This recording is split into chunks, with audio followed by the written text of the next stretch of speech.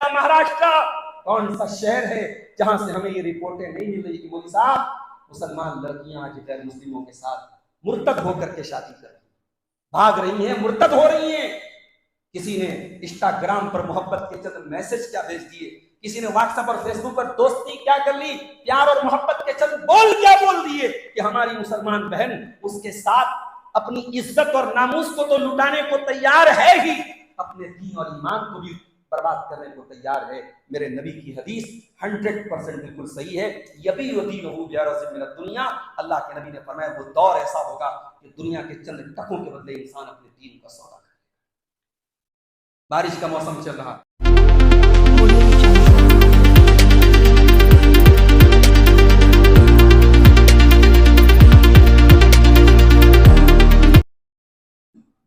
अल्हम्दुलिल्लाह नहमदुहु व नस्तईनुहु व नस्तगफिरुह व नऊज़ु बिल्लाहि मिन शुरूरि अनफुसिना व मिन सय्यिआति अअमालिना। मन यहदिहिल्लाहु फला मुदिल्ल लहु व मन युद्लिल फला हादिय लहु व अशहदु अन ला इलाहा इल्लल्लाहु वहदहु ला शरीक लहु व अशहदु अन्न मुहम्मदन अब्दुहु व रसूलुहु। या अय्युहल्लज़ीना आमनु तक़ुल्लाहा हक़्क़ तुक़ातिही व ला तमूतुन्न इल्ला व अंतुम मुस्लिमून। या अय्युहन्नासु तक़ू रब्बकुमुल्लज़ी ख़लक़कुम मिन नफ़्सिन वाहिदह व ख़लक़ मिन्हा ज़ौजहा व बत्त मिन्हुमा रिजालन कसीरन व निसाअ वत्तक़ुल्लाहल्लज़ी तसाअलून बिही वल अरहाम इन्नल्लाहा काना अलैकुम रक़ीबा। या अय्युहल्लज़ीना आमनु तक़ुल्लाहा व क़ूलू क़ौलन सदीदा युस्लिह लकुम अअमालकुम व यग़फिर लकुम ज़ुनूबकुम व मन युतिइल्लाहा व रसूलहु फ़क़द फ़ाज़ फ़ौज़न अज़ीमा। अम्मा बअदु फ़इन्न ख़ैरल हदीथि किताबुल्लाह व ख़ैरल हदी हदी मुहम्मदिन सल्लल्लाहु अलैहि वसल्लम व शर्रल उमूरि मुहदसातुहा व कुल्लु मुहदसतिन बिदअह व कुल्लु बिदअतिन दलालह व कुल्लु दलालतिन फिन्नार। अऊज़ु बिल्लाहि मिनश शैतानिर रजीम। बिस्मिल्लाहिर रहमानिर रहीम। अलिफ लाम मीम। अहसिबन नासु अन युतरकू अन यक़ूलू आमन्ना व हुम ला युफ्तनून। वलक़द फ़तन्नल लज़ीना मिन क़ब्लिहिम फ़लयअलमन्नल्लाहु अल्लज़ीना सदक़ू व लयअलमन्नल काज़िबीन।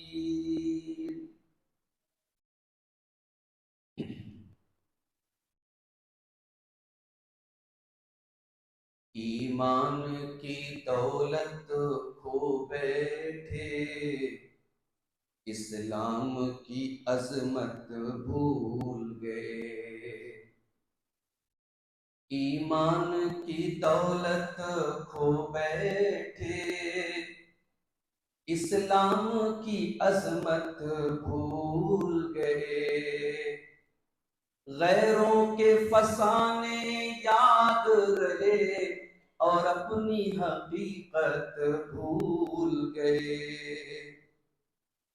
अखलाक का शीशा चूर हुआ, इंसाफ दिलों से दूर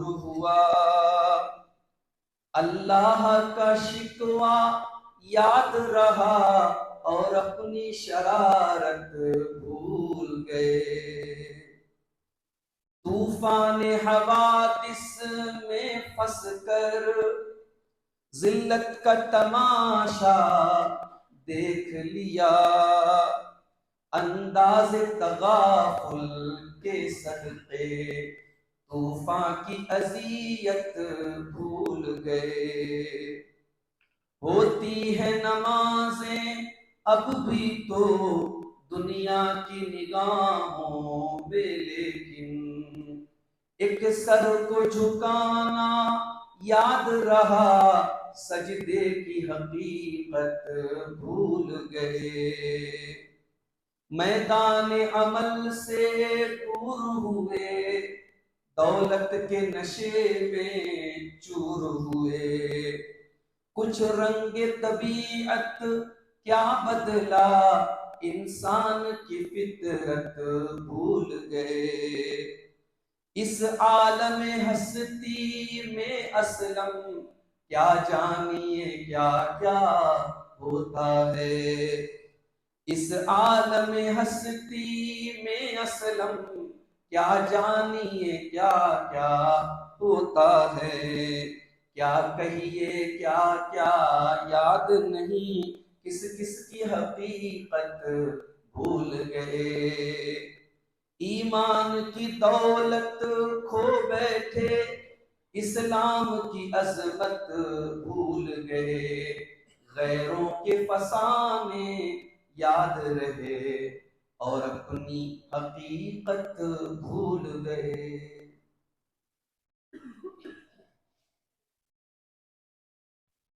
मोहतरम सदर इजलास, उलमाए किराम, मोहतरम जिम्मेदारान जमात, बुजुर्गों, दोस्तों, माओ और बहन, आज बतारीख 10 अगस्त 2025 बरोज़ इतवार बाद नमाज मगरिब शहर बीजापुर की इस मस्जिद इब्राहिम खलीलुल्लाह में ज़िले जमीयत अहले हदीस बीजापुर के ज़ेर एहतमाम ये शानदार इजलास आम मुनक़िद हुआ और इस इलाके के उभरते हुए नौजवान खतीब फाजिल दोस्त शेख अब्दुल अजीज़ फैज़ी हफ़िज़हुल्लाह से अभी आपने सहाबे किराम की कुर्बानियों पर एक मुख्तसर लेकिन जामे खिताब सुना। अल्लाह ताला हम सबको सहाबे किराम से मोहब्बत करने और उनके नक्शे कदम पर चलने की तौफीक अता फरमाए। जिम्मेदारों की तरफ से मुझे जो उन्वान मिला है, और शायद आपने पोस्टर में भी वो उन्वान देखा होगा, दौरे हाजिर के फितने और मुस्लिम नौजवान, दो चीजें आपके सामने मुझे रखनी है। दौरे हाजिर के कौन कौन से फितने हैं और उन फितनों में हमारे नौजवानों का इन्वॉल्वमेंट कितना है, हमारा नौजवान उन फितनों में कितना मुब्तला है, और फिर उन फितनों में हमारे नौजवानों की रिस्पॉन्सिबिलिटी क्या है, उनकी जिम्मेदारी क्या है, उनको क्या करना चाहिए। इससे पहले कि मैं बात को आगे बढ़ाऊं, पहले ये समझ लेते हैं कि फितना किसको कहते हैं। फितना का लफ्ज अरबी जबान में ये फत्न से बना है, और फत्न कहते हैं सोनार जो होता है, ज्वेलर, वो सोने को जब आग पर तपाता है ताकि खोटा सोना गल जाए और ओरिजिनल सोना, खालिस सोना बचे, तो इस प्रोसीजर को अरबी जबान में फत्न कहते हैं। गोया कि फितना वो चीज है जो खरे को खोटे से अलग करती है, जो सही को गलत से डिफरेंटिएट करती है, अलग करती है। फितना वो चीज है जो सादिक और काजिब की तमीज करती है, सही और गलत के बीच में फर्क करती है। और यहां पर एक बात और नोट कर लीजिए,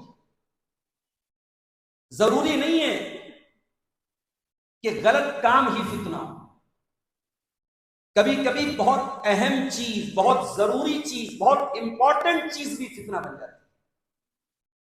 मिसाल के तौर पर माल और औलाद, दुनिया की दो बड़ी अहम जरूरत है। माल ना हो तब भी जिंदगी बेरौनक है, औलाद ना हो तब भी जिंदगी बेरौनक है। माल और औलाद दुनिया की जिंदगी की जीनत है, और ये मैं नहीं कह रहा हूं, ये रब का कुरान कह रहा है। जुमा के दिन आपने सूरह कहफ पढ़ी होगी, तो ये आयत आपने पढ़ी होगी, अल मालु वल बनून ज़ीनतुल हयातिद दुनिया। माल और औलाद दुनिया की जिंदगी की जीनत है, दुनिया की जिंदगी की ब्यूटी है, दुनिया की जिंदगी का अट्रैक्शन है, उसकी सजावट है, उसका डेकोरेशन है। दुनिया बेनूर हो जाएगी अगर माल और औलाद। लेकिन इसी माल और इसी औलाद को अल्लाह कुरान के 28वें पारे में क्या कहता है, इन्नमा अमवालुकुम व औलादुकुम फितना। तुम्हारा माल तुम्हारे लिए फितना है, तुम्हारी औलाद तुम्हारे लिए फितना है। अरे अल्लाह, ये तो बात समझ में नहीं आ रही कि तू एक जगह कह रहा है कि माल दुनिया में जरूरी चीज है, औलाद जरूरी चीज है, और फिर तू ही कह रहा है कि माल और औलाद फितना है।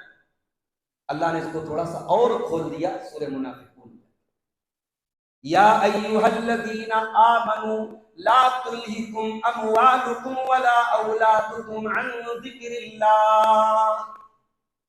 अगर माल के चक्कर में तेरी नमाज छूट रही है तो ये माल फितना है। अगर औलाद की मोहब्बत में तो भूल गया कि हलाल क्या है, हराम क्या है, सही क्या है, गलत क्या है, जायज क्या है, नाजायज क्या है, तो ये औलाद तेरे लिए फितना है। मेरा बच्चा बड़ी जिद कर रहा था, मौलवी साहब, मैंने बच्चे की जिद पे बर्थडे मना दिया। मेरी बीवी बड़ी जिद कर रही थी, शादी की सालगिरह साल में एक बार आती है, आज के दिन तो मुझे कहीं होटल में लेके, भाई तू रोजाना लेके जा, कोई प्रॉब्लम नहीं। ये नंगे लोगों का कल्चर है एनिवर्सरी मनाना। ये समंदर के किनारे चड्डियां पहनकर नंगे घूमने वालों का कल्चर है अपने बच्चों का बर्थडे मनाना। ये तेरे दीन का कल्चर है। तुझे बच्चों को केक खिलाना है तो रोज खिला, तुझे बीवी को मोहब्बत और प्यार से पेश आना है तो रोज पेश आ। लेकिन तेरी बीवी, तेरे बच्चे, अगर उनकी मोहब्बत में तू दीन के तकाजों पर अगर अमल नहीं करता है तो कुरान क्या कह रहा है, माल फितना है, औलाद फितना है।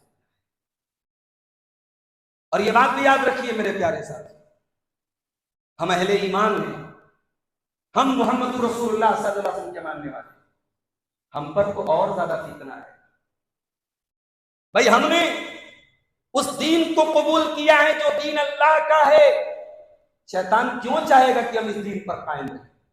शैतान इस दीन से भटकाने और हटाने के 100 जतन करेगा, 100 फितने पैदा करेगा। इसलिए अल्लाह ताला कुरान करीम में सूरह अनकबूत की इब्तिदाई आयतों में फरमाता है, अलिफ लाम मीम अहसिबन नासु अन युतरकू अन यक़ूलू आमन्ना व हुम ला युफ्तनून। ऐ लोगों, क्या तुमने ये समझ लिया कि तुम ईमान ले आए, अब तुम्हें आजमाया नहीं जाएगा, तुम्हें इम्तिहान में नहीं डाला जाएगा, तुम पर फितने नहीं आएंगे? खबरदार, ऐसा नहीं है। वलक़द फ़तन्नल्लज़ीना मिन क़ब्लिहिम फ़लयअलमन्नल्लाहुल्लज़ीना सदक़ू वलयअलमन्नल काज़िबीन। फितने आएंगे और अल्लाह आजमाएगा तुम्हें। अल्लाह सच्चों और झूठों को अलग अलग करेगा। हर दौर में अल्लाह ने किया है, तुम्हें भी अलग। और हमारा तो ईमान है कि हमारे प्यारे नबी सल्लल्लाहु अलैहि वसल्लम जो बोलते हैं हक बोलते हैं, और हमारे नबी ने बताया है कि क़यामत के पहले फितने आए। मैं 3 हदीसें आपके सामने कोट करना चाहता हूं। बुखारी और मुस्लिम की रिवायत है, अल्लाह के प्यारे नबी फरमाते हैं, सतकूनु फितन अल काइदु फीहा खैरुम मिनल काइम वल काइमु फीहा खैरुम मिनल माशी वल माशी फीहा खैरुम मिनस साई। अल्लाह के नबी फरमाते हैं, फितने आए, फितनों का दौर आने वाला है, और उन फितनों के दौर में जो बैठा है वो उससे बेहतर है जो खड़ा है, और जो खड़ा है वो उससे बेहतर है जो चल रहा है, और जो चल रहा है वो उससे बेहतर है जो दौड़ रहा है। क्या मतलब? मतलब ये हुआ कि जब फितनों का दौर आएगा तो जहां तक हो सके फितनों से अपने दामन को जो जितना बचा ले वो उतना बेहतर है। फितनों से अपने दामन को जितना बचा ले वो उतना बेहतर है। और आगे अल्लाह के नबी फरमाते हैं, वमन युशरिफ लहा तस्तशरिफहु, जो फितनों के चक्कर में पड़ेगा फितने अपनी पकड़ में ले लेंगे। वमन वजद मलजान औ मआज़न फलयउस बिही, और फितनों के दौर में जिसको कोई पनाह की जगह मिल जाए वो पनाह ले ले। ये टुकड़ा याद रखिएगा, मैं तकरीर के लास्ट में इसको एक्सप्लेन करूंगा। ये नबी का जुमला याद रखिएगा, फितनों के दौर में जिसको कोई पनाह मिल जाए वो उसको पकड़ ले। ये जुमला नोट कीजिएगा, मैं लास्ट में इस पर कोशिश। एक और हदीस सुनिए। अजान हो रही है नमाज के लिए, हम और आप मस्जिद में कब आते हैं? 8:30 बजे अजान है, 8:45 बजे जमात है, तो घड़ी देख के हम 8:45 पे मस्जिद में। अक्सर तो ऐसा होता है नमाजें हमारी छूट भी जाती हैं। हाँ, हमको ये पता लग जाए कि साहब बीजापुर में बॉलीवुड की कोई हीरोइन आई है और टिकट मिल रहा है, टिकट उस वहां पे एंट्री लग रही है, एक दिन में टिकट सेल हो जाएगा।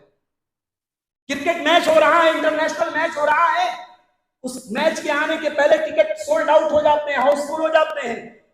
कोई हमारी पसंदीदा कोई मूवी और कोई फिल्म आ जाए, थिएटर्स भर जाते हैं।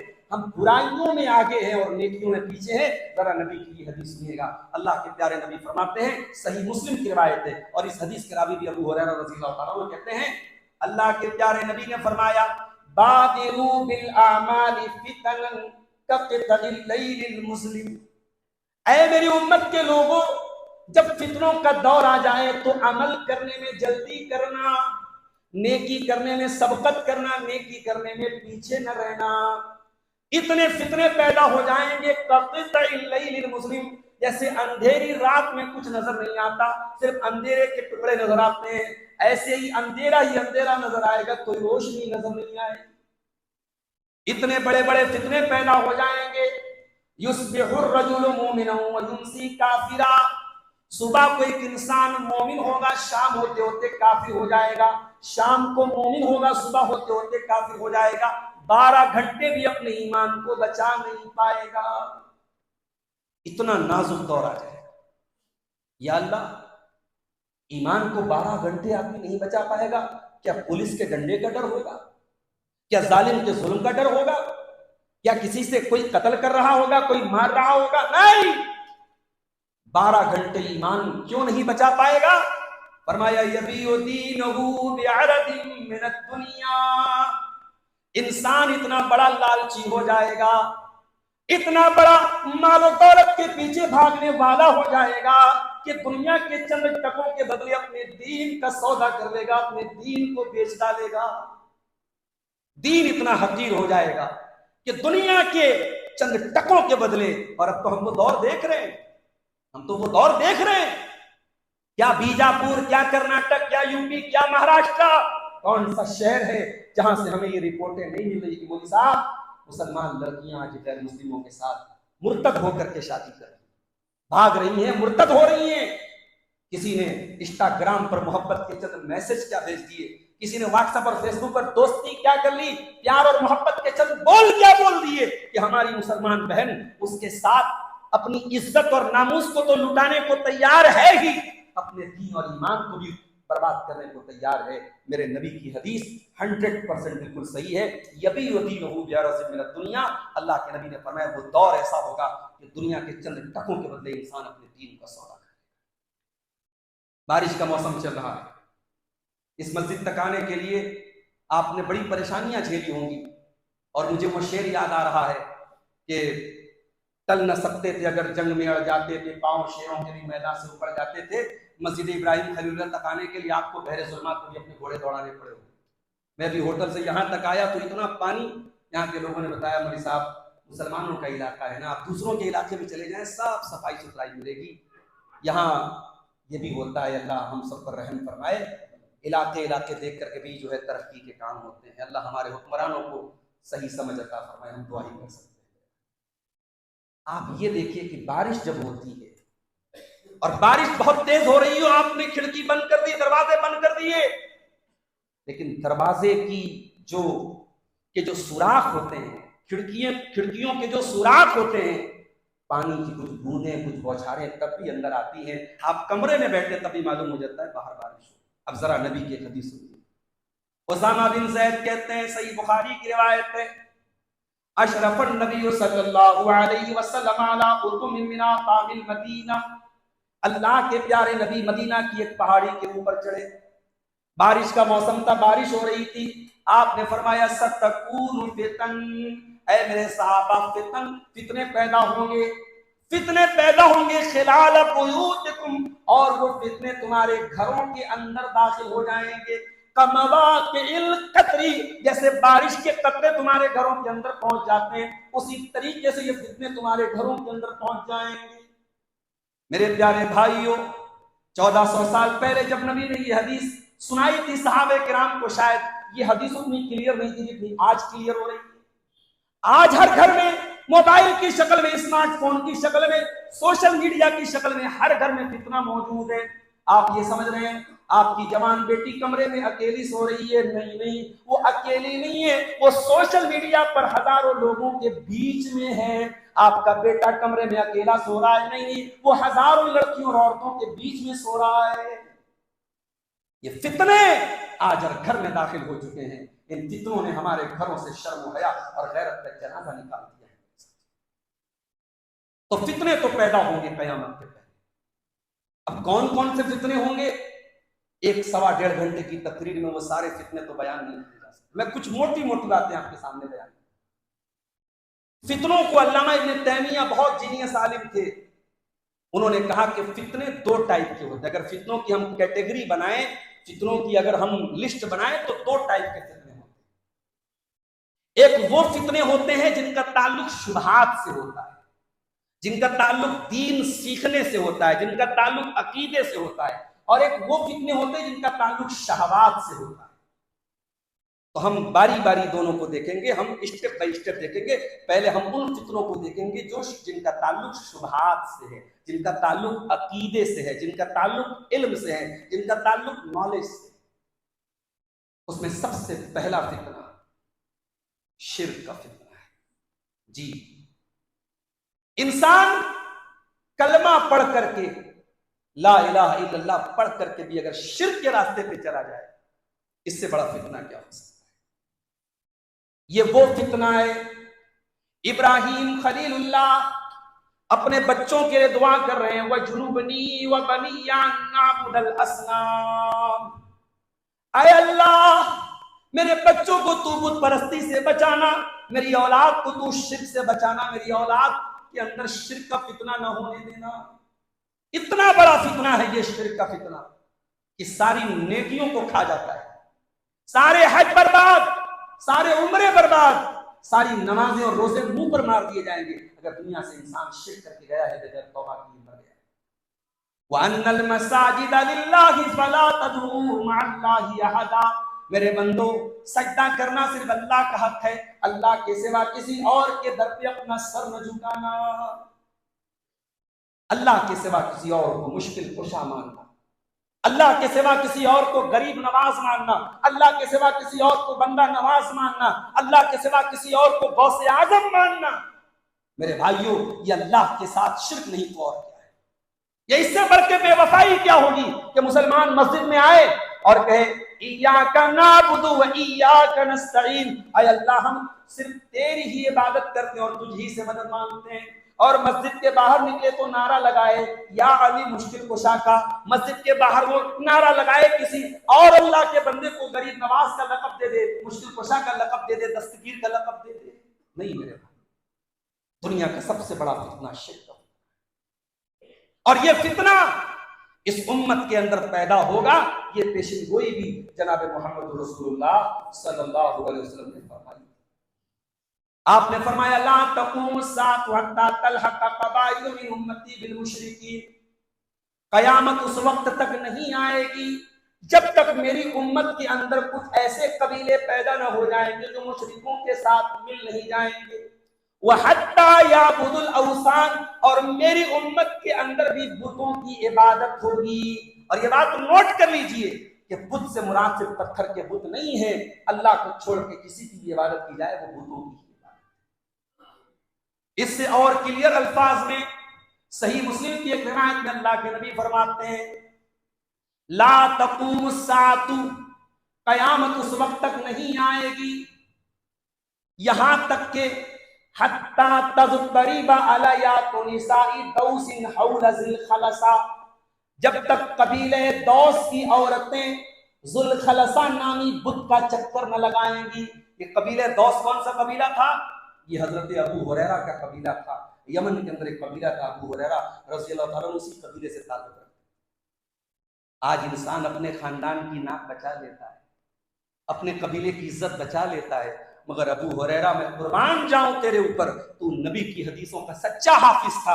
अबू हुरैरा नबी की हदीस को मीन वन एज इट इज बयान कर रहे हैं। नबी ने नाम लिया था उनके कबीले का, अबू हुरैरा नाम लेने में हिचकिचाते नहीं, कहते मेरे नबी ने मेरे कबीले का नाम लेके कहा था कि इस कबीले की औरतें, वहां पर एक बहुत बड़ा बुत था जिसका नाम जुल्खलसा था, कहा उस कबीले की औरतें जुल्खलसा नामी बुत का चक्कर लगाएंगी। इशारा ये है कि उम्मत के अंदर शिर्क भी होगा। मेरे प्यारे साथियों, आज वो शिर्क हो रहा है। ये सबसे बड़ा फितना है, शिर्क का फितना। अपनी तौहीद को मेरे भाइयों कायम रखो और याद रखो, ये जमात अहले हदीस का स्टेज, और मेरे बड़े खुले अल्फाज में मैं ये बात कहता हूं, हमारी पहचान हमारी तौहीद से होनी चाहिए। हमारे घरों में अगर शिर्किया चीजें पाई गई तो हमारी तौहीद और हमारे मसलक और मनहज का क्या मतलब है? मेरे प्यारे साथ, हमें तो हमारे नबी ने ये तालीम दी है, ला तुशरिक बिल्लाहि व इन कुतिलता व हुर्रिकता, तेरे टुकड़े टुकड़े कर दिए जाए, तुझे जला दिया जाए, मगर तू अल्लाह के साथ कभी शिर्क मत करना।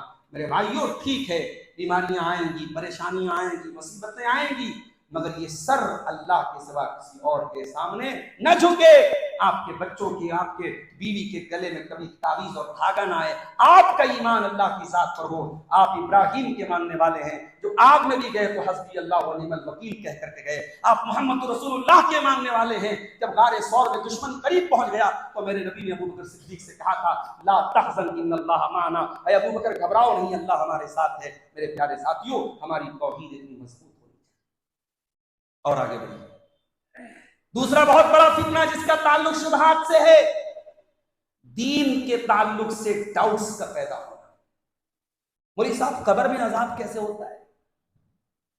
कब्र में तो हमने कभी नहीं देखा कि कभी आग जल रही है, और मुसलमान अपने मुर्दों को कब्र में दफना रहा है, गैर मुस्लिम तो अपने मुर्दों को जला रहा है। कोई प्लेन क्रैश में मर गया, कोई पानी में डूब करके मर गया, तो उसको कैसे कब्र में अजाब हो रहा है? भाई, इतनी बड़ी खोपड़ी का कितना इस्तेमाल कर रहा है? तेरी किताब में, तेरे दीन की किताब में तेरी पहचान बताई गई, अलिफ लाम मीम ज़ालिकल किताबु ला रैब फीहि हुदल लिल मुत्तक़ीन अल्लज़ीना युमिनूना बिल गैब। मोमिन वो है जो गैब के ऊपर ईमान रखता है। हमने जन्नत को नहीं देखा मगर ईमान है, हमने जहन्नम को नहीं देखा मगर ईमान है, हमने फरिश्तों को नहीं देखा मगर ईमान है, हम अज़ाबे कब्र को हमने नहीं देखा मगर ईमान है। तो इसलिए ये जो सवाल, बाल की खाल निकालने वाले सवालात होते हैं, ये सवाल नहीं है, दीन के अंदर डाउट्स पैदा किए जा रहे हैं। अल्लाह के प्यारे नबी ने फरमाया, सही मुस्लिम की रिवायत है, ला यज़ालुन्नासु यतसाअलून, लोग बहुत ज्यादा सवाल करेंगे, बहुत ज्यादा सवाल करेंगे, यहां तक के सवाल करने वाला सवाल करेगा, खलक़ल्लाहुल खल्क़ा, कि अल्लाह ताला ने तमाम चीजों को पैदा किया, फमन खलक़ल्लाह, तो अल्लाह को किसने पैदा किया? यानी सवाल पैदा करते करते शैतान आपको उस लेवल पर पहुंच जाएगा कि आप अल्लाह पर सवाल उठाने लगेंगे। जब इस लेवल पर आप पहुंच जाएं, अल्लाह के नबी ने फरमाया, फलयंतही, इंसान को वहीं से बाज आ जाना चाहिए, वलयस्तइज़ बिल्लाह, और अल्लाह की पनाह तलब करनी चाहिए, उसको औज़ु बिल्लाहि मिनश शैतानिर रजीम। कि अभी अगर आपके दिलो दिमाग में ईमानियात के ताल्लुक से, अल्लाह के ताल्लुक से, फरिश्तों के ताल्लुक से, जन्नत के ताल्लुक से, जहन्नम के ताल्लुक से अगर कोई डाउट पैदा करने की कोशिश करे तो आप औज़ु बिल्लाहि मिनश शैतानिर रजीम पढ़ के वहां से उड़ जाइए। ये शैतान ख्यालात लाता है। मेरे प्यारे साथियों, हम मोमिन हैं, और मोमिन कहते उसको हैं जो इकरार भी करे जबान से और दिल से सच्चा जाने। हम दिल से इन तमाम बातों की तस्दीक करते हैं और फिर उसके तकाज़े को अदा करते हैं। और आगे बढ़िए, एक और बहुत बड़ा फितना दीन के इल्म से दूर होने का। इतनी बड़ी पब्लिक, इतना बड़ा इज्तिमा आज प्रोग्राम में आया है, माजरत के साथ बड़ी मोटी मोटी दीन की बातें आपसे पूछी जाए, बहुत सारे लोग नहीं बताते।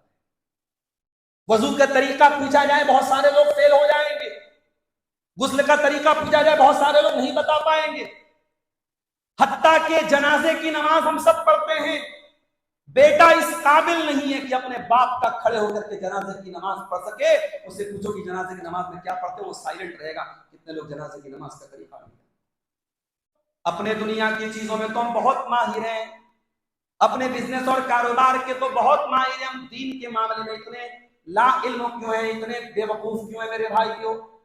कुरान कहता है यालमून ज़ाहिरम मिनल हयातिद दुनिया व हुम अनिल आखिरति हुम गाफिलून। कुछ बंदे मेरे ऐसे भी होते हैं जो दुनिया की तो बहुत नॉलेज रखते हैं मगर आखिरत से बिल्कुल गाफिल हैं। इमाम हसन बसरी कहते हैं बाज लोग इतने माहिर होते हैं कि अपने उंगली के नाखून पे रख के बता देंगे कि दीनार का वजन कितना है, मगर 2 रकात नमाज पढ़ने का शऊर और तरीका नहीं। उम्रें गुजर गई, लोगों को सजदा करना नहीं आता, बूढ़े हो गए, लोगों को नमाज पढ़ना नहीं आता। मेरे प्यारे साथियों, हम दीन के इल्म से कितने दूर क्यों हैं। और माफ कीजिएगा, ये जो मदारिस चल रहे हैं आज, गैरों के साथ साथ अपनों की भी बड़ी गैरों के साथ साथ अपनों की भी बड़ी साजिशें चल रही। मदारिस के खिलाफ, उलमा के खिलाफ। मेरे भाइयों, ये बात अल्लामा इकबाल जैसा इंसान जिसने लंदन से तालीम हासिल की थी, जब उन्होंने उंदुलुस का दौरा किया था और वहां मुसलमानों की विरासत को जलता हुआ देखा था, मस्जिदों में बार को उन्होंने देखा और मुसलमानों की तहजीब और कल्चर को वहां कुचलते हुए देखा, तो अल्लामा इकबाल ने हिंदुस्तान में आके कहा था कि मदारिस को कायम रखो। ये मदारिस जब तक मौजूद हैं, काल अल्लाह और काल रसूल की सदाएं बुलंद होती हैं। आपने मदारिस को तो आज हमारे मदारिस कितने ऐसे मदारिस जो बंद हो गए और जो बेचारे चल रहे हैं, बड़ी मुश्किल से चल रहे हैं। आपके बच्चे और बच्चियां जो कॉन्वेंट में पढ़ रहे हैं, जो स्कूलों में पढ़ रहे हैं, जो कॉलेजों में पढ़ रहे हैं, न उनके पास दीन का इल्म है, न दीन की गैरत है, न उनके पास ईमान है, न ईमान की गैरत है। तो कोई भी आई लव यू बोल करके उसके ईमान का सौदा कर लेता है, कोई भी मोहब्बत की 4 बातें बोल करके आपकी बहन बेटी को मुर्तद बना लेता है। मेरे भाइयों, दीन सीखो। हर आदमी का आलिम बनना जरूरी नहीं है, हर आदमी का मदरसे में पढ़ना जरूरी नहीं है, मगर दीन की बेसिक नॉलेज हासिल करना हर मुसलमान की जिम्मेदारी, हर मुसलमान के ऊपर फर्ज है। आपका रब कौन है, आपके नबी कौन है, आपका दीन क्या है। कब्र में ये 3 सवाल तो होगा ना। आपने 12th पास किया है कि नहीं किया है, आपने ग्रेजुएशन किया है कि नहीं, आपने मास्टर्स किया है कि नहीं, मैं नहीं जानता, मगर इन 3 सवालों का जवाब अगर आपको नहीं मालूम है, आप कब्र के एग्जाम में फेल हो जाए। आपने नीट पास कर लिया, आपने यूपीएससी क्वालिफाई कर लिया, आपने जो है दुनिया भर के एग्जाम क्वालिफाई कर लिए, और जो सवाल आपकी कब्र में पूछा जाएगा, जिस पर आपकी आखिरत डिपेंड करती है, आप उसमें फेल हैं। मेरे भाइयों, इन 3 सवालों की तैयारी करो। आपका रब कौन है, आपके नबी कौन है, आपका दीन क्या है। तो ये बहुत बड़ा फितना है, दीन के इल्म से मालूम है। इसी से रिगार्डिंग एक और फितना है, दीन का इल्म ऐसे लोगों से लेना जो अहले इल्म नहीं है। ये भी बहुत बड़ा फितना है। भाई, आप बाल भी बनवाते हैं तो ऐसे सैलून में जाते हैं जिसमें नाई को, बाल बनाने वाले को बाल बनाना आता हो। कोई नया नया बाल बनाने का ढंग सीख के आया, आप रिस्क नहीं लेते, भाई मेरा बाल खराब हो जाएगा। वाह भाई, तू अपने बाल के खराब होने का रिस्क नहीं ले रहा है, अपने दीन के खराब होने का तू रिस्क ले रहा है। दीन इतना हकीर हो गया कि सहाबा को गाली देने वाला तेरे दीन का स्कॉलर बन गया, वहदतुल वजूद का अकीदा रखने वाला तेरी नजर में आलिम बन गया, सहाबे किराम के बारे में जहर उगलने वाला तेरी नजर में स्कॉलर बन गया, और तू उससे दीन का इल्म ले रहा है। तेरे मोबाइल के स्टेटस पर उसके वीडियो गर्दिश कर रहे हैं। इससे बढ़ के रोना, इससे बढ़ के अफसोस और इससे बढ़ के अलमिया क्या होगा मेरे प्यारे। मैं हदीसों का नंबर नहीं बताता, मुझे हदीसों के नंबर आमतौर से याद नहीं रहते, मगर एक हदीस कोट कर रहा हूं नंबर के साथ। इसका नंबर याद है, आपको भी याद हो जाएगा। सही बुखारी की 100 नंबर की हदीस याद कर लीजिए। अल्लाह के प्यारे नबी ने फरमाया, इन्नल्लाह ला यक़बिज़ुल इल्म इंतिज़ाअन यंतज़िहुहु मिनल इबाद। अल्लाह ताला दुनिया से अचानक इल्म को नहीं उठाएगा, वलाकिन यक़बिज़ुल इल्म बिक़ब्ज़िल उलमा, बल्कि अल्लाह ताला उलमा को उठा लेगा। हत्ता इज़ा लम युबक़िया लिमन, यहाँ तक कि जब उलमा दुनिया में बाकी नहीं रहेंगे, इत्तख़ज़न नासु रुऊसन जुहाला, लोग जाहिलों को अपना सरदार बना लेंगे। फसुइलू फ़अफ़्तऊ बिग़ैरि इल्मिन, और जाहिलों से फतवा पूछा जाएगा और वो फतवा देंगे बगैर इल्म के। माफ कीजिएगा, दीन चंद किताबें कोई पढ़ ले, आप उसको आलिम का अगर दर्जा देते तो बंद कर दीजिए ये मदारिस। ये जो सिस्टम चला आ रहा है सहाबा के दौर से, ताबईन के दौर से, असलाफ के दौर से, ये सिस्टम क्या था कि उस्ताद के सामने तालिबे इल्म को जाना पड़ता था और उसको दीन का इल्म स्टेप बाय स्टेप सीखना पड़ता था। आज भी आप किसी मदरसे में चले जाएं, बच्चे बेचारे रात रात भर तैयारी करते हैं, अरबी की ग्रामर याद करते हैं, सर्फ की गर्दाने याद करते हैं, नहव के कायदे याद करते हैं और तफसीर के उसूल याद करते हैं, हदीस के उसूल याद करते हैं। तब जाकर के 8 साल 10 साल पढ़ने के बाद तब उनका मदरसा उनको सर्टिफिकेट देता है कि साहब ये उमराबाद से फारिग है, ये रायपुर से फारिग है, ये जामिया सलफिया बनारस से फारिग है, ये जामिया इस्लामिया सनाबिल से फारिग है। भाई अगर कोई 4 किताबें पढ़ के यही अगर इस लेवल पर पहुंच सकता है तो इतनी मेहनत करने की क्या जरूरत है।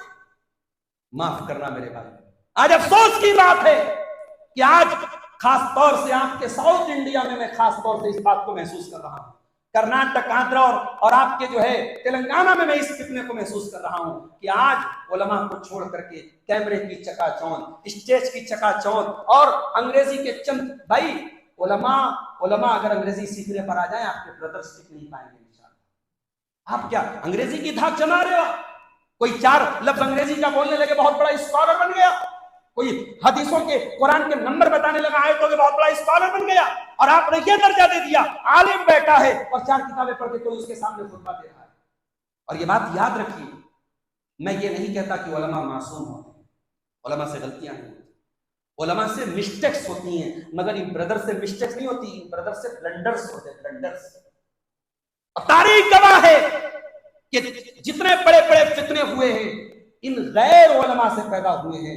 आप बड़े बड़े फितनों के पानियों को देखिए, वो उलमा नहीं थे जिन्होंने दीन को उसके मस्तर से उसके मर्जा से हासिल नहीं किया, जिन्होंने उस्ताद के सामने सामने कलम तहरीर किया, उन्हीं से ये फितने जन्म लेते।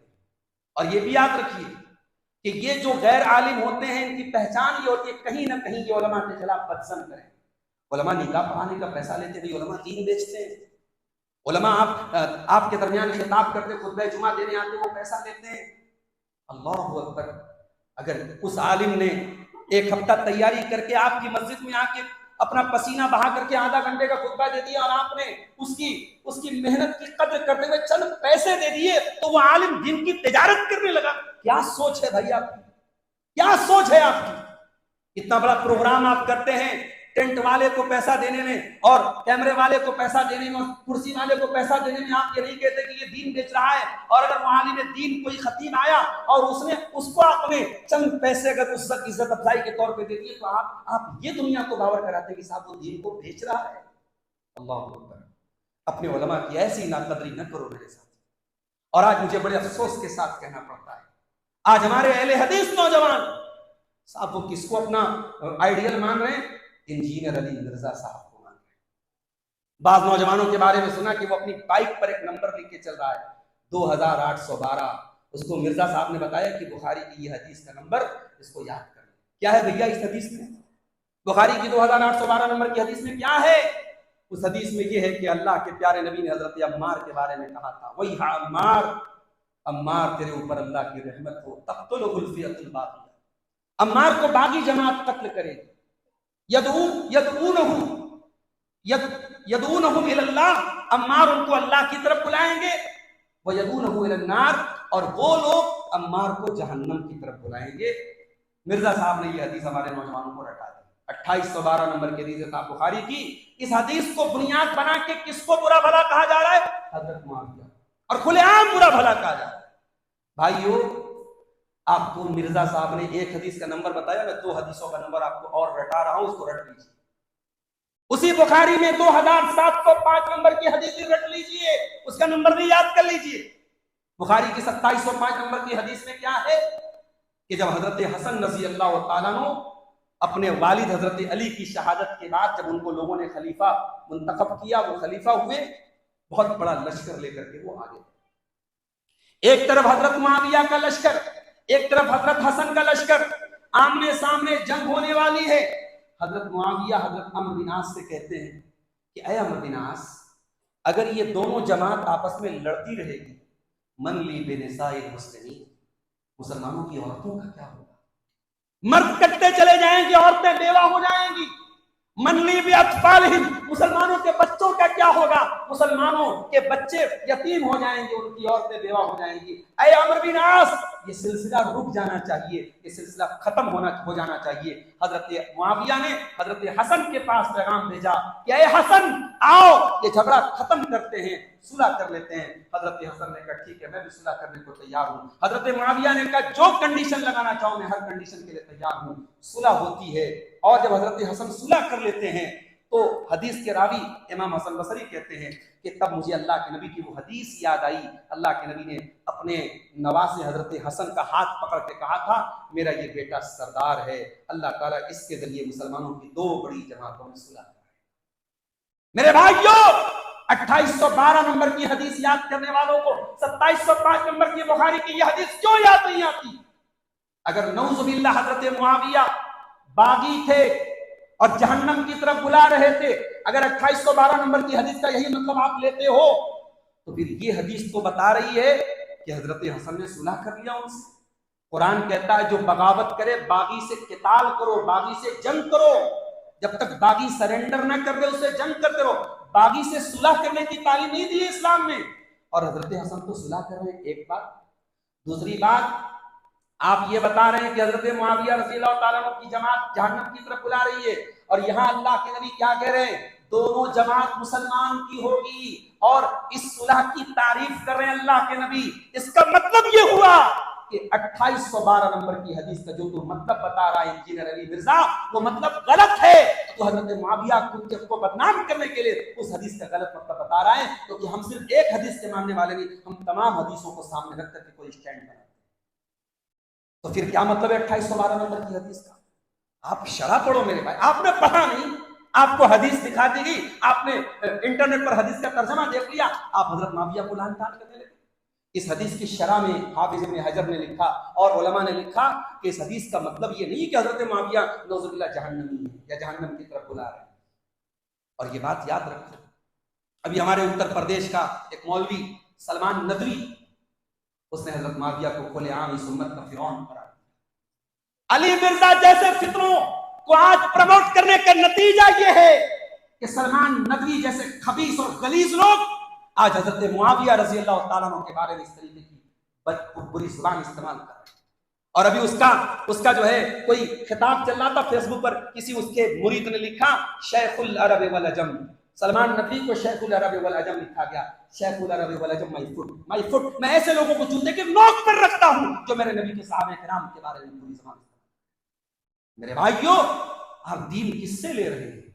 आप अली मिर्जा जैसे लोगों से ले रहे हैं जो आपको एक हदीस बता करके हजरत मुआविया के बारे में जहर उगल रहा है। जाओ अली मिर्जा के सामने वो हदीस पेश करो, सही मुस्लिम की 1065 1065 नंबर की हदीस। अल्लाह के प्यारे नबी ने फरमाया तमरुकु मारिफतुन इंद फुरकतिन मिनल मुस्लिमीन, मुसलमानों में एक दौर ऐसा आएगा जब एक जमात अलग हो जाएगी। सारी उम्मत का इत्तेफाक है कि ये जो जमात अलग हो जाएगी, इससे कौन सी जमात मुराद है? खवारिज की जमात मुराद, खवारिज की जमात। अल्लाह के नबी ने फरमाया तमरुकु मारिफतुन इंद फुरकतिन मिनल मुस्लिमीन, मुसलमानों में जब आपस में इख्तिलाफ होगा तो एक जमात अलग हो जाएगी। यक़तुलुहा औल ताइफतैन बिल हक़्क़ि, और खवारिज की उस जमात को कौन कत्ल करेगा? जो दोनों जमातों में हक से ज्यादा करीब होगा। ये है अहले सुन्नत वल जमात का अकीदा, ये है सलफ का अकीदा, ये है मुहद्दिसीन का अकीदा कि हजरत अली हजरत मुआविया में जो इख्तिलाफ हुआ, उस इख्तिलाफ में हजरत अली हक से ज्यादा करीब थे। हजरत मुआविया को पहले उनके हाथ पर बैअत कर लेनी चाहिए थी, उसके बाद अपनी डिमांड रखनी चाहिए थी। मगर हजरत मुआविया बागी नहीं थे। शरीयत की टर्म में जिसको बागी कहा जाता है उस टर्म में वो बागी नहीं थे और न ही वो बातिल पर थे, क्योंकि नबी की वर्डिंग क्या है, नबी के अल्फाज क्या है कि खवारिज को वो जमात कत्ल करेगी जो हक से ज्यादा करीब होगी। खवारिज को किसने कत्ल किया? हजरत अली की जमात ने कत्ल किया। इसका मतलब हजरत अली की जमात को अल्लाह के नबी ने हक से ज्यादा करीब बताया। तो जब हक से ज्यादा करीब बताया इसका मतलब कि हजरत मुआविया भी हक पर थे, लेकिन उनके मुकाबले में हजरत अली हक से ज्यादा करीब थे। ये हमारा मनहज है मेरे प्यारे साथियों। अली मिर्जा जैसे लोगों के पीछे पड़ के अपना ईमान मत बर्बाद करो मेरे भाई। हम बड़े बड़े हम गुनहगार लोग हैं। कल कयामत के दिन अल्लाह पूछेगा तूने मेरे नबी के साथियों के बारे में गलत जबान क्यों इस्तेमाल की? हम क्या जवाब देंगे मेरे भाई? हम जैसे गुनहगार और रूसिया लोग, अरे हम नमाजें पढ़ पढ़ के मर जाएं, एड़ी रगड़ रगड़ के मर जाएं, हम वो आंखें कहां से लाएंगे जिन आंखों ने जमाल मुस्तफा का दीदार किया था? हम वो हाथ कहां से लाएंगे जिन हाथों ने दस्ते मुस्तफा को चूमा था?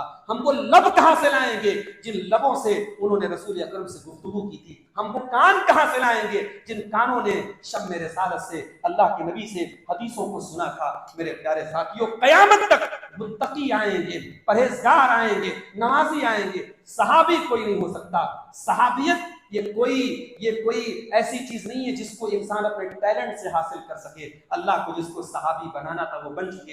हजरत मुआविया सहाबी हैं, हजरत अम्र बिन आस सहाबी हैं।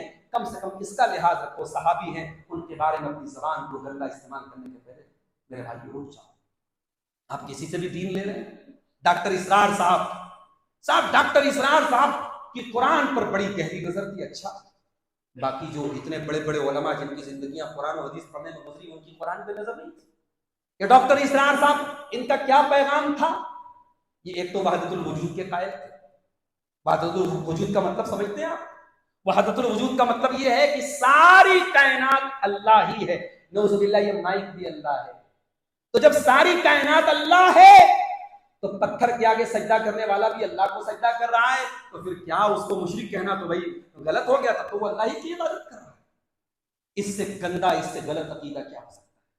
डॉक्टर इसरार साहब के बड़े पुराने वीडियो आजकल सोशल मीडिया पे बड़े चला रहे साहब। उन्होंने कहा था कि अरब के अंदर ये हो जाएगा, वो हो जाएगा, और खुरासान से काले झंडे वाली जमात आएगी। खुरासान ईरान का एक शहर है, तो इससे क्या मुराद दे रहे हैं? ईरान की जमात को मुराद दिया जा रहा है। अच्छा, यानी हजरत मेहदी जब आएंगे और हजरत ईसा अलैहिस्सलाम जब आएंगे तो उनका साथ कौन देगा? खुरासान से काले झंडों वाली जमात आए, यानी राफिजी लोग उनका साथ देंगे। अल्लाह, कब्रों पर सजदा करने वाले और अहले बैत की शान में इतना गुलू करना कि उनको नबियों से बढ़ाना और सहाबा को गाली देना, जिनका अकीदा है, आप उनसे ये एक्सपेक्ट करते हैं कि वो दज्जाल के खिलाफ खड़े होंगे, हजरत ईसा के साथ खड़े होंगे?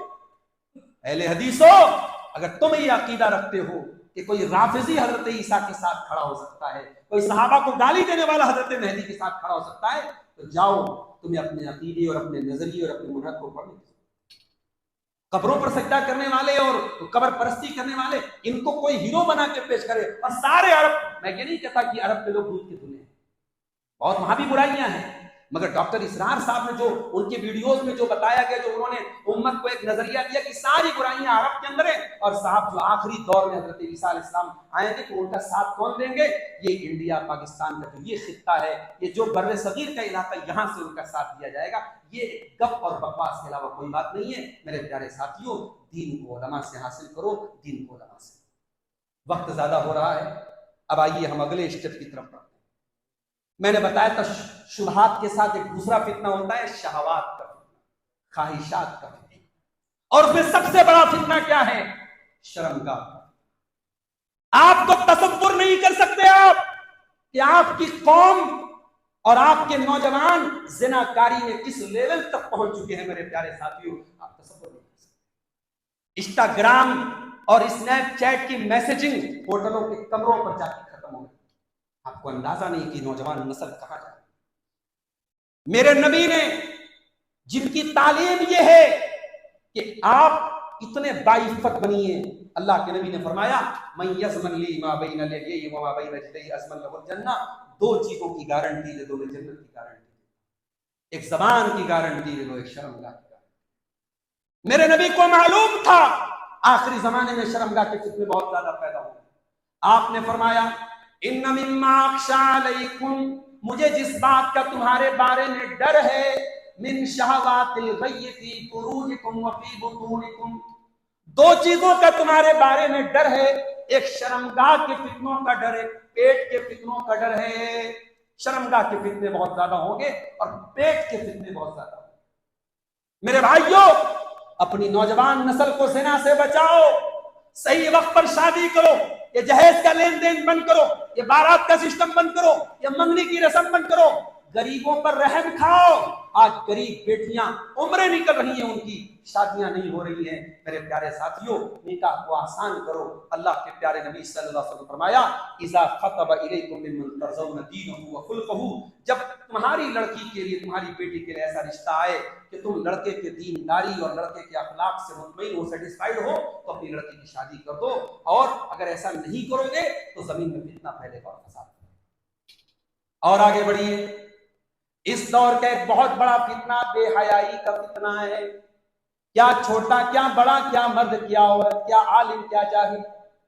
आज इस सोशल मीडिया के दौर में अपने नजरों की हिफाजत करना इतना मुश्किल काम हो गया कि आप फेसबुक चला रहे हो तो उसके ऊपर भी गंदे ऐड आ रहे हैं, यूट्यूब पर उलमा के बयानात सुनो उसके ऊपर भी ऐड आ रहे हैं। आज इंस्टाग्राम और स्नैपचैट पर आज हमारा नौजवान बर्बाद बना हुआ है, रील्स के चक्कर में, शॉर्ट्स के चक्कर में। कुरान कहता है कुल्लिल मोमिनीन यगुद्दू मिन अबसारिहिम व यहफज़ू फुरूजहुम, ऐ नबी मोमिन मर्दों से कह दो कि अपनी निगाहों को नीची रखें और अपनी शर्मगाह की हिफाजत करें। जब तक आप अपनी निगाहों की हिफाजत नहीं करेंगे, आप अपनी शर्मगाह की हिफाजत नहीं कर सकते। मुझे एक भाई ने बताया इसी बीजापुर में, मौलवी साहब जरा इस पर भी आप बोलिएगा, हमारा नौजवान रातों में बड़ी देर देर तक चाय खानों में बैठा टाइम पास कर रहा है, दुनिया के पास टाइम नहीं है। और हमारे नौजवान के पास इतना टाइम है, रात को 2-2 बजे तक ये टाइम पास कर रहा है। कोई चाय के होटलों में बैठा है, कोई सिगरेट के कश ले रहा है, कोई बैठ करके वीडियो गेम खेल रहा है। मेरे भाइयों, अल्लाह के वास्ते अपने अपने आप पर रहम खाओ, अपने आप पर तरस खाओ। ये टाइम, ये वक्त अल्लाह की बहुत बड़ी नेमत है और इसकी नाकदरी करोगे तो कयामत के दिन पछताना। कुरान कहता है जब जहन्नमी जहन्नम में जाएंगे, वहुम यस्तरिखून फीहा रब्बना अखरिजना नामल सालिहा गैरल्लज़ी कुन्ना नामल, जब जहन्नमी जहन्नम में जाएंगे तो चीखेंगे, चिल्लाएंगे और कहेंगे अय अल्लाह तू एक बार हमको जहन्नम से निकाल दे। अय अल्लाह हम वादा करते हैं हम नेक अमल करेंगे, अब तक जो अमल करते थे अब वो अमल न करेंगे। अल्लाह फरमाएगा अवलम नुअम्मिरकुम मा यतज़क्करु फीही मन तज़क्कर, मेरे बंदे मैंने तुझको 60 साल की, 70 साल की, 50 साल की, 40 साल की जिंदगी दी थी, तुझको टाइम दिया था, तुझको समय दिया था, तुझको वक्त दिया था, तू सुधरना चाहता तो सुधर सकता था, लेकिन तू न सुधरा, तूने इस्लाह नहीं की। मेरे नौजवानों, ये टाइम आपके लिए आपके खिलाफ हुज्जत बन जाए। इस टाइम को पास न करो, इस टाइम को बर्बाद न करो, अपने टाइम का सही सही इस्तेमाल करो। रात में जल्दी सोया, और अगर आप इंस्टाग्राम से नहीं बाहर निकल पा रहे, मैं आपको सॉल्यूशन बताता हूँ। गूगल अपने मोबाइल के प्ले स्टोर पे जाइए, बहुत सारे ऐप्स ऐसे आते हैं जो आपके लिए रात के 8 घंटे 9 घंटे इंस्टाग्राम को ब्लॉक कर देंगे, फेसबुक को ब्लॉक कर देंगे, व्हाट्सएप को बंद कर दो। 8-9 घंटे रात में ईशा के बाद जल्दी सो जाओ, सुबह फजर के टाइम उठो, अपने जिस्म का सही इस्तेमाल करो, अपने वक्त का सही इस्तेमाल करो। ये जवानी अल्लाह की बहुत बड़ी नेमत है। कयामत के दिन पूछा जाएगा आपसे। अल्लाह के प्यारे नबी फरमाते हैं कयामत के दिन 5 सवालों का जवाब सबको देना पड़ेगा। जी हाँ, सबको देना पड़ेगा। स्टेज पर बैठे हुए लोगों को भी देना पड़ेगा, नीचे बैठे हुए लोगों को भी देना पड़ेगा। पहला सवाल अन उम्रिही फीमा अफना, तूने अपनी जिंदगी को कहां गुजारा। दूसरा सवाल वान शबाबिही फीमा अबला, तेरी जवानी कहां गुजरी। मेरी बहनों, आज नकाब पहन करके मुसलमान लड़कियां कहां कहां जा रही है, क्या कर रही है। आंखें बंद नहीं है, सब नजर आ रहा है। समाज कहां जा रहा है। आज किसी बाइक पर कोई नकाब पोश लड़की जा रही है तो उसके बाजू में बैठा हुआ लड़का, उसका हुलिया, उसके हाथों के उसकी उंगलियों की अंगूठी और उसके हाथों में बता हुआ कलावा बता रहा है कि वो मुसलमान नहीं है। अरे अल्लाह की बंदी, तू नकाब में निकली थी, तू पर्दे में निकली थी, और तू एक मुशरिक के साथ, एक बदकार के साथ तू बाइक पर घूम रही है, पार्कों में घूम रही है, तूने ना अपनी इज्जत का लिहाज रखा, ना अपने नकाब की इज्जत का लिहाज रखा। मेरी प्यारी माँ और बहनों, अपनी जवानी को रुसवा न करो। मैं आपको हायर एजुकेशन हासिल करने से मना नहीं करता, कॉलेजों में पढ़ो, यूनिवर्सिटियों में पढ़ो, आला तालीम हासिल करो, मगर जहां भी रहो ये बात याद रखो, तुम मरियम की मानने वाली हो, तुम फातिमा की वारिस हो, तुम आयशा सिद्दीका की वारिस हो, तुम हया वाली बनो, तुम पर्दे वाली बनो। किसी बदकार की ये मजाल न हो कि तुम्हारे शरीर का कोई अंग वो देख सके, तुम्हारे बदन का कोई हिस्सा वो देख सके। अपने आप को ऐसा बाइफत और बाइस्मत बना लो मेरी प्यारी मां। इस दौर का एक और बहुत बड़ा फितना पेट का फितना है। आज हमारा नौजवान ऑनलाइन सट्टेबाजी में लगा हुआ है। कितने ऐप्स आ रहे हैं, रातों रात लखपति बनाने वाले हमारा नौजवान। मुझे बिहार के इलाके में जाने का इत्तेफाक हुआ, एक नौजवान ने ऐसी ही एक फर्जी कंपनी में, एक ऐसी ही रातों रात अमीर बनाने वाली कंपनी में 1 करोड़ रुपया लगा दिया और बर्बाद हो गया, पूरा पैसा लेके कंपनी। हमारा नौजवान क्यों नहीं समझता है? आप पैसा कमाइए मेरे भाई, कमाने के हलाल तरीके हजारों हैं। आप तरक्की कीजिए, आप अच्छे मकान बनाइए, इस्लाम आपको मना नहीं करता है, मगर खबरदार हलाल और हराम को मत भूल जाए। जब आप बिजनेस करने जाएं, तिजारत करने जाएं, तो आप ये बात याद रखें कि आप मुसलमान हैं, आपको हलाल तरीके से पैसा कमाना है। अल्लाह के प्यारे नबी फरमाते हैं, याती अलन्नासी ज़मानुन ला युबालिल मरउ मिनैना खज़ल माल। एक जमाना ऐसा आने वाला है जब लोग इस बात की परवाह नहीं करेंगे कि माल हलाल तरीके से कमा रहे या हराम तरीके से कमा रहे हैं। आज हमारा नौजवान सूद का पैसा भी खा रहा है, अपने मुसलमान भाई को कर्जा देने को तैयार नहीं है, सूद पर कर्जा दे रहा है, ब्याज खा रहा है। मेरे प्यारे भाइयों, नबी ने नाम लेकर के लानत की है, लानल्लाहु आकिल रिबा व मुकिलहु व कातिबहु व शाहिदही। सूद खाने वाले पर भी अल्लाह की लानत हो, सूद खिलाने वाले पर भी अल्लाह की लानत हो, सूद लिखने वाले पर भी अल्लाह की लानत हो, और सूद की गवाही देने वाले पर भी अल्लाह की लानत हो। और आपने फरमाया कि सब बराबर हैं, सूद की रकम आपके घर में नहीं आनी चाहिए, हराम का पैसा आपके घर में नहीं आना, और अगर आ रहा है तो फिर दुआओं का असर खत्म हो जाएगा। अल्लाह के प्यारे नबी फरमाते, जिसकी कमाई हराम की होगी, जिसका खाना हराम का होगा, जिसका पानी हराम का होगा, फअन्ना युस्तजाबु लिज़ालिक, उसकी दुआ कहां से कबूल होगी? दुआएं कबूल नहीं होगी, इबादतें कबूल नहीं होगी अगर हराम कमाई हमारे घरों में। तो ये पेट का फितना बहुत बड़ा। और आगे बढ़िए, एक और बहुत बड़ा फितना हमारे नौजवानों को बर्बाद कर रहा है, और वो है ओहदा हासिल करने का। मैं मस्जिद का मुतवल्ली बन जाऊं, मैं जमात का जिम्मेदार बन जाऊं। क्यों भाई, क्यों लालच है तुम्हें, क्यों हिर्स है तुम्हें? क्या मस्जिद की खिदमत बगैर जिम्मेदार बने नहीं हो सकती? क्या जमात की खिदमत बगैर जमात का ओहदा पाए नहीं हो सकती? ये सोच क्यों बनाई आपने? अल्लाह के प्यारे नबी फरमाते हैं, माज़िबानी जाइआनी उरसिला फी गनमिन बिअफसद लहा मिन हिर्सिल मरई अला शरफी वल माल। आपने फरमाया कि इंसान 2 चीजों की जब लालच करता है, माल की लालच, एक ओहदे की लालच, तो इंसान बर्बाद हो जाता है। कैसे बर्बाद हो जाता है? अल्लाह के नबी ने फरमाया, जैसे बकरियों का रेवड़ हो और उसमें 2 भूखे भेड़ियों को डाल दिया जाए तो 2 भूखे भेड़िए बकरियों को नोच के खा जाएंगे। ये कुर्सी की लालच, ये ओहदे की लालच, ये आगे रहने की लालच मेरे नौजवानों आपको बर्बाद कर। अरे आप क्या हैं? अबू ज़र ग़िफ़ारी जैसा सहाबी रसूल अल्लाह के नबी के पास आके कहते हैं, ऐ अल्लाह के नबी, मुझे कहीं का अमीर बना दीजिए, मुझे कहीं का जिम्मेदार बना दीजिए। अल्लाह के नबी ने हजरत अबू ज़र के कंधे को पकड़ा और कहा, या अबा ज़र इन्नका ज़ईफ़, ऐ अबू ज़र, ये जिम्मेदारी, ये ओहदा, ये बहुत बड़ी अमानत है, तुम कमजोर हो, नहीं उठा पाओगे इसको, और अगर नहीं उठा पाए वइन्नहा खिज़्युन व नदामतुन यौमल क़ियामा, क़यामत के दिन ये ओहदा, ये कुर्सी, लालच, ये रुसवाई और जिल्लत का सबब बन जाएगी। अल्लाहु अकबर। अगर इस हदीस को सही मानों में कोई जिम्मेदारी कबूल करने वाला इसको पढ़ ले, इसको समझ ले, तो जिम्मेदारी कबूल करने से इनकार कर देगा।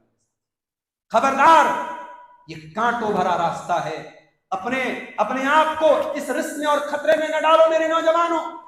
ये इस बात पर जमात में इख्तिलाफ ना करो कि मुझे फला का जिम्मेदार क्यों नहीं बनाएगा, मुझे फला जगह कुर्सी क्यों नहीं दी गई। खालिद बिन वलीद के जैसे बन जाओ।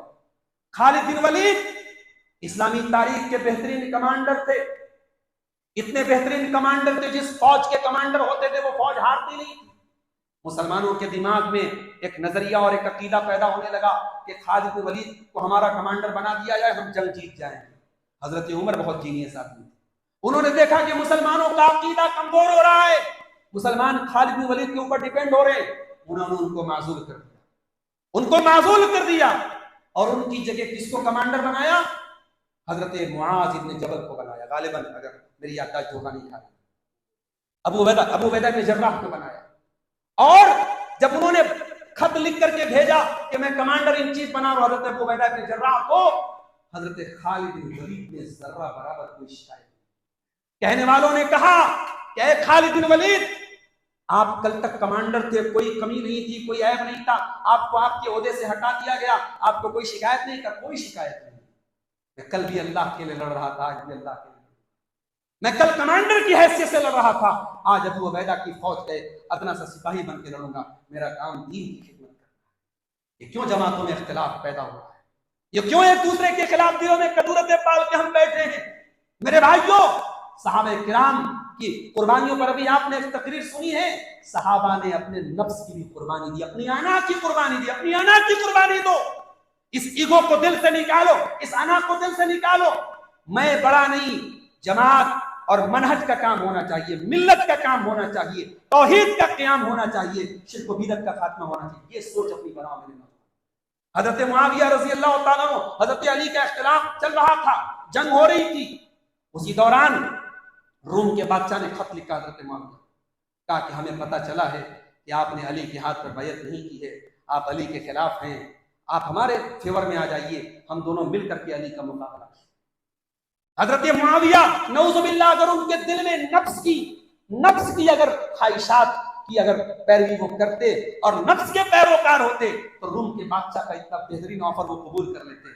उन्होंने उसके खत को फाड़ा और जवाब में खत लिखा, या कल्ब रूम, ऐ रूम के कुत्ते सुन ले, अली और मुआविया का इख्तिलाफ अपनी जगह है। अगर तूने इस्लामी सरहदों पर गलत नजर डाली तो अली की फौज का एक अदना सा सिपाही बन के मुआविया तेरे खिलाफ चल। ये हमारे नबी के सहाबा थे मेरे साथ।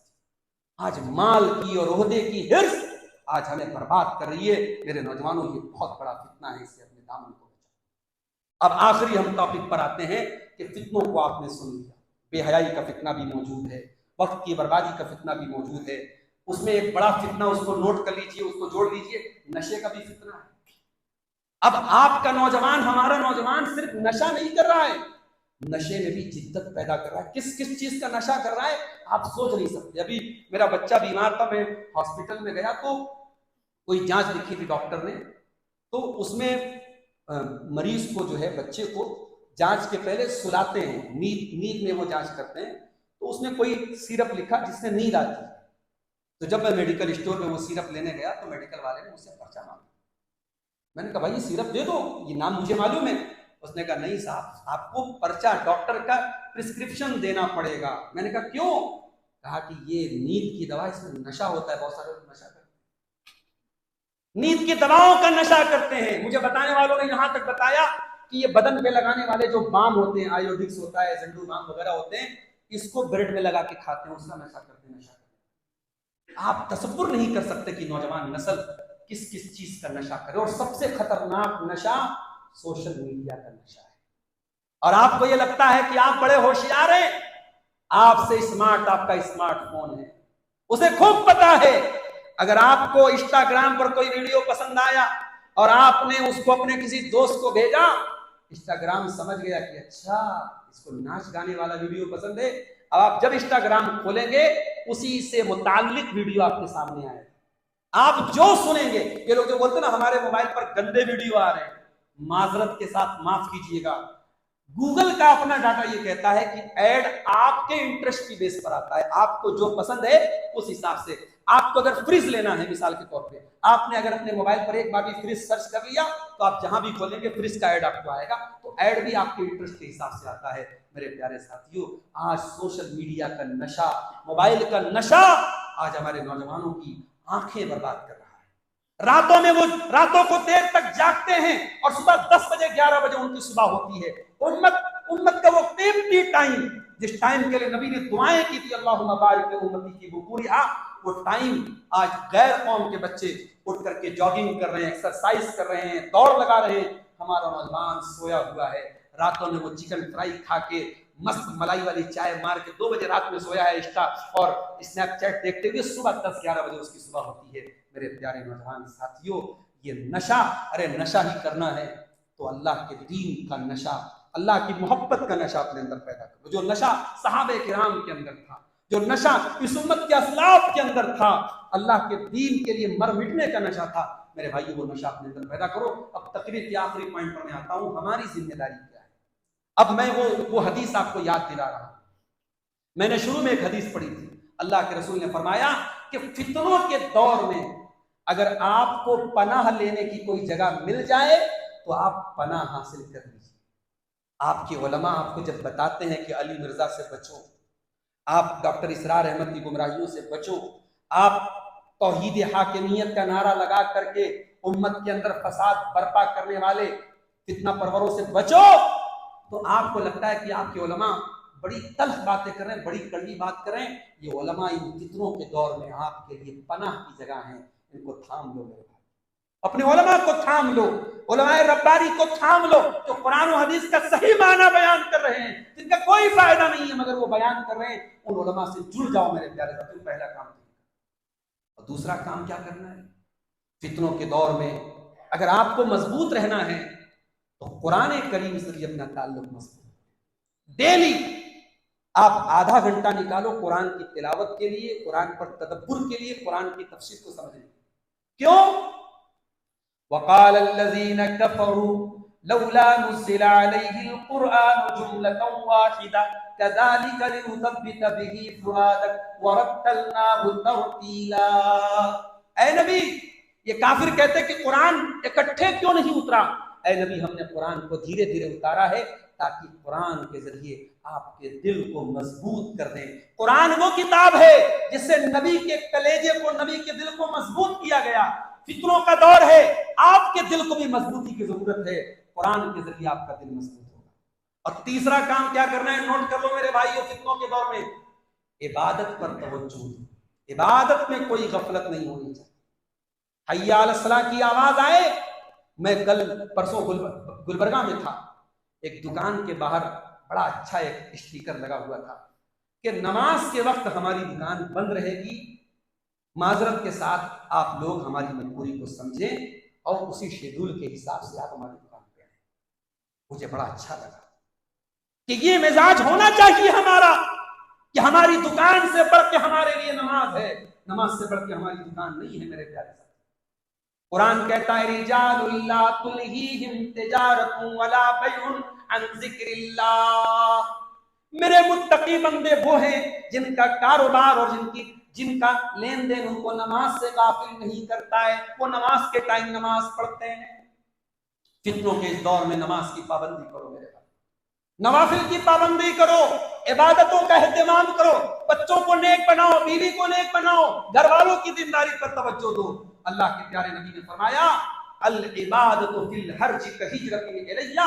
फितनों के दौर में जो इबादत करेगा उसको वही सवाब मिलेगा जो मेरे पास हिजरत करके आने का जो सवाब है वो सवाब उसको मिलेगा। मेरे भाइयों, इसलिए फितनों के इस दौर में इबादतों का एहतमाम।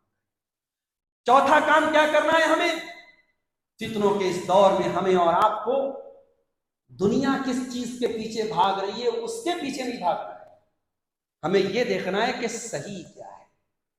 ये तो वो दौर है साहब, कुछ भी वायरल हो जाता है, कोई किसी भी को कोई गलत से गलत बात करे, लोग उसकी बातों पर अट्रैक्ट हो जाते हैं। ये तो दौर है सच को झूठ, झूठ को सच बनाने का दौर। अल्लाह के नबी ने फरमाया, अबू दाऊद की सही रिवायत है, हजरत अब्दुल्लाह इब्न अम्र इब्न आस हदीस के रावी हैं, कहते हैं अल्लाह के नबी ने फरमाया कैफा बिन्नास इज़ा मरिजत उहूदुहुम व खफ़्फ़त अमाना। ऐ मेरे सहाबा, वो दौर आएगा जब लोगों की अमानत का कोई भरोसा नहीं होगा, लोगों के वादे का कोई भरोसा नहीं होगा, लोग वादा करके मुकर जाएंगे, अमानत पे बेईमानी करेंगे। साहबा ने पूछा, अल्लाह के नबी, उस दौर में हमें क्या करना पड़ेगा? आपने फरमाया, इल्ज़म बैतक। जब फितनों का वो दौर आ जाए तो पहला काम ये करना कि अपने घर की फिक्र करना, अपनी फैमिली की फिक्र करना, अपने घर वालों को टाइम देना, अपने बच्चों को टाइम देना, दुनिया के पीछे न भागना, अपने बच्चों को टाइम देना। मेरे प्यारे भाइयों, आज आपके बच्चे तरस रहे हैं बाप के प्यार के लिए, आज आपकी बीवी तरस रही है आपके प्यार के लिए। आप अपने बच्चों को छोड़ के मोबाइल में लगे हुए हैं, माए अपने बच्चों को छोड़ करके मोबाइल पर सीरियल देख रही हैं। मेरी प्यारी माँ बहनों, ये दौर बहुत नाजुक दौर है, अपने बच्चों के लिए आपको खास तौर से टाइम निकालना पड़ेगा। इल्ज़म बैतक, नबी ने फरमाया अपने घर को लाजिम पकड़ लो। और दूसरा काम क्या करना है? वम्लिक अलैका लिसानक, और अपनी जबान को कंट्रोल कर लो, जबान की हिफाजत करो, जबान से कोई लायानी बात, कोई फजूल बात ना निकालो। वखुज़ मा तारिफ वदा मा तुनकिर, और जितना पता है, दीन की जितनी बातें पता है उतनी बातों को एक्सेप्ट कर लो, ले लो। और जिसके बारे में तुमको नॉलेज नहीं है, जो चीज तुमको गलत लग रही है, उसको छोड़ दो। जो दीन के, जिसका ताल्लुक दीन से नहीं है, वो चीज छोड़ दो। जिसको तुम नहीं जानते हो, जो गलत चीज है, उसको छोड़ दो। और नबी का अगला जुमला सुनिए, आपने फरमाया कि वखुज़, उस चीज को ले ले जो जिसका ताल्लुक तुझसे है, और उसको छोड़ दे जिसका ताल्लुक सबसे है। सबके चक्कर में न पड़ के सब लोग किधर भाग रहा है। तू ये देख कि तेरे खास लोग, जो सही मनहज पे चलने वाले लोग हैं, जो उलमा हैं, जो दीनदार तबका है, वो उसका क्या मनहज है, तू उनके हिसाब से चल। तू आवाम की भीड़ को भेड़ चाल देख करके मत चल, तू अक्सरियत और मेजॉरिटी को देख करके फैसला। और मेरे प्यारे साथियों, फितनों के इस दौर में एक काम में और करना पड़ेगा, अब बहुत अहम काम है, और वो काम क्या है? क्योंकि हमारे दिलों का रिमोट कंट्रोल अल्लाह का है, हमारे दिलों का मालिक अल्लाह है, और हम बहुत कमजोर है। वखुलिक़ल इंसानु ज़ईफ़ा, हम बहुत कमजोर है, और हमारे दिलों का मालिक अल्लाह है। जब हमारे दिलों का मालिक अल्लाह है, तो हम उस अल्लाह से हर नमाज के बाद, हर फुर्सत के वक्त हम उस अल्लाह की बारगाह में रुजू करें और उससे दुआ करें कि अल्लाह फितनों के दौर में मेरे दिल की हिफाजत। इसलिए कि मेरे भाइयों, आज अफसोस इस बात का नहीं है कि दुनिया में बहुत सारे लोग दीन पर नहीं चल रहे हैं, उससे बड़ा अफसोस ये है कि लोग दीन के नाम पे गलत चीजों को अपना लिया। दीन को छोड़ना उतना बड़ा फितना नहीं है जितना दीन के नाम पे गलत चीजों को एक्सेप्ट कर लेना, ये बहुत बड़ा फितना है। इसलिए मैं 2-3 दुआएं आपको सिखाता हूं, उसको याद कर लीजिए। पहली दुआ जो कुरान में हमें सिखाई, रब्बना ला तुज़िग़ क़ुलूबना बअद इज़ हदैतना व हब लना मिन लदुनका रहमा इन्नका अंतल वह्हाब। परवरदिगार, हमारे दिलों को हिदायत के बाद तू गलत रास्ते पे कभी मत डालना, हमारे दिलों को टेढ़ा मत करना, हमारे दिलों को कजी की तरफ मत मार, और ऐ अल्लाह हमें अपनी रहमत से नवाज दे, तू बहुत नवाजने वाला है। एक दुआ तो ये याद कर लीजिए। 2 दुआएं अल्लाह के प्यारे नबी ने हमें सिखाई, वो भी आप याद करिए। या मुक़ल्लिबल क़ुलूब, या मुक़ल्लिबल क़ुलूब सब्बित क़ल्बी अला दीनिक। ऐ दिलों के पलटने वाले, ऐ दिलों के पलटने वाले, मेरे दिल को अपने दीन के ऊपर स्टेबल कर दे, जमा दे। ये दुआ भी बहुत प्यारी है, उसको याद। तीसरी दुआ, या मुसर्रिफल क़ुलूब सर्रिफ क़ुलूबना अला ताअतिक। ऐ दिलों के फेरने वाले, हमारे दिल को अपनी इताअत के कामों की तरफ मोड़ दे। ऐ अल्लाह, हमारे दिलों में उस काम को करने का ख्याल डाल दे जिस काम से तू खुश होता है, जो काम तेरी रजा के लिए होता है, उस काम को करने की मुझे तौफीक दे। ये चंद दुआएं हैं मेरे प्यारे साथियों, इनको आप अपनी जिंदगी का मामूल बना लो, और आप अपनी जबान में भी आप अल्लाह से दुआ कर सकते हैं कि अल्लाह, मुझे, मेरे बच्चों को तू जमाने के इन फितनों से बचा। मेरे भाई, ये वो फितने हैं, आप नहीं कह सकते आप बहुत नेक हैं, आपका कौन सा बेटा, कौन सी बेटी इन फितनों में पड़ जाएगा, आप नहीं कह सकते। इस दौर में अपने बच्चों को, अपनी फैमिली को बचाना बड़ा नाजुक काम हो चुका है। मैं कभी कभी सोचता हूँ, कोई हादसा होता है, उसमें लोगों की फैमिली जब खत्म हो जाती है तो लोगों पर क्या गुजरती होगी। आप सोचिए, अहमदाबाद में जो प्लेन क्रैश हुआ, छोटे छोटे बच्चे बेचारे सफर कर रहे थे, जब वो मरे होंगे उनके घर वालों को कैसा लगा होगा। दुनिया की आग में आपके बच्चे जरा सा जल जाएं तो आप बेचैन हो जाएंगे। मेरे प्यारे भाइयों, कल कयामत के दिन जहन्नम की आग में हमारे बच्चे, हमारी फैमिली न जले, इसकी हमें चिंता करनी चाहिए। कहीं ऐसा ना हो हमारी लापरवाही, हमारी कोताही की वजह से कल कयामत के दिन हमारे बच्चे, हमारी फैमिली, हमारा परिवार जहन्नम की आग में जलने लगे। इसीलिए कुरान कहता है, कू अनफुसकुम व अहलीकुम नारा, ऐ ईमान वालों, अपने आप को भी तुम जहन्नम की आग से बचाओ, अपने घर वालों को भी जहन्नम की आग से बचाओ। तो ये मेरे प्यारे साथियों, इस दौर के चंद फितने और उन फितनों के ताल्लुक से हमारी क्या जिम्मेदारियां थी, उस पर मैंने चंद बातें रखी हैं। दुआ करता हूँ रब्बुल आलमीन से, इलाहुल आलमीन हम सबको जो फितने बयान किए गए, मुझे भी और आप सबको भी उन फितनों से अपने आप को और अपने घर वालों को बचाने की तौफीक अता फरमा। इलाहुल आलमीन हमारे नौजवानों को अपने वक्त को ज़ाय करने से अल्लाह उनकी हिफाजत फरमा। इलाहुल आलमीन आज के इस प्रोग्राम को जिन भाइयों की मेहनतों और कोशिशों से मुनक्किद किया गया है, अल्लाह उन बच्चों के, उन नौजवानों के, उन बुजुर्गों के मालो मनाल में, उनके अहल वयाल में, उनकी ज़िंदगी में अल्लाह तो बरकत अता फरमा। इलाहुल आलमीन जो भी हमारे भाई करीब से दूर से आए हैं, माएँ बहनें आई हैं, अल्लाह सबके आने को कबूल फरमाए। हमारे जिन उलमा ने यहाँ हाज़िरी दी है, अल्लाह सबके आने को कबूल फरमाए। अल्लाह हमें से जो बीमार हैं उनको शिफाए कामिला अता फरमाए। अल्लाह रोज़ी रोटी में हम सबके बरकत अता फरमाए, हलाल रोज़ी की हम सबको तौफीक अता फरमाए। अल्लाह हमारे मुल्क की, हमारे वतन अजीज़ की भी हिफाजत फरमाए। हमारे मुल्क को शरीरों के शर से, जालिमों के जुल्म से, फ़िरका परस्तों की फ़िरका परस्ती से अल्लाह ताला महफूज रखे। रब्बुल आलमीन हमें जब तक दुनिया में ज़िंदा रखे, इस्लाम और ईमान पर ज़िंदा रखे और हमारा खात्मा ईमान पर हो। आमीन व आखिरु दावाना अनिल हम्दुलिल्लाहि रब्बिल आलमीन। वस्सलामु अलैकुम व रहमतुल्लाहि।